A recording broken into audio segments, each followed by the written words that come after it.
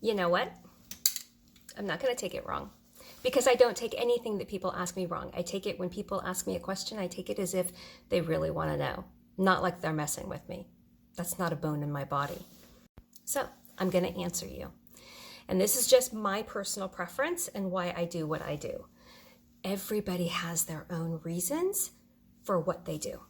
And for me personally, you have to look at my geography. I live an hour and a half away from any kind of a good store that has good prices and good produce. That's including a Costco.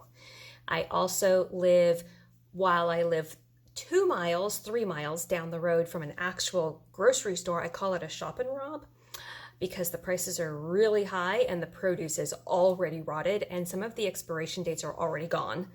I just don't choose to go there because it's not cost beneficial for me. There is a grocery store 35 minutes down the road and 45 minutes up the road from me. And those stores may have somewhat decent prices, but their produce is very lacking. As in, I can buy a cucumber and if I'm not using it that night, the next day it's gone. So I became a very organized person. Now, this took me like 6 years to create. I created a pantry list and I offer it for free in my bio of all the foods that I stock.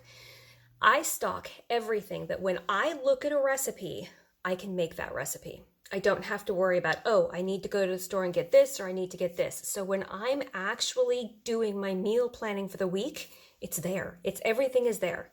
Now I cook differently than most people. I cook everything from scratch. So I don't have brownie mixes or cake mixes or boxes of crackers. I make all of those from scratch with the exception of a box of Triscuits. I usually have Triscuits in the house because that is my husband's favorite cracker and I have not figured out how to make it yet.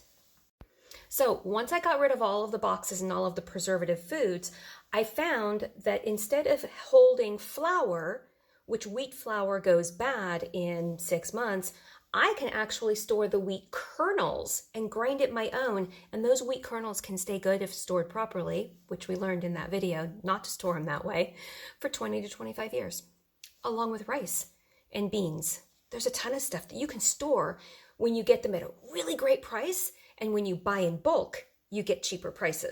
So to save money, I buy in bulk, I store things specific ways. We already learned how not to. That was my old way of doing it. And I end up saving a ton of money and I always have what I want to make the ingredients for. It's actually a really great question. Thanks for asking.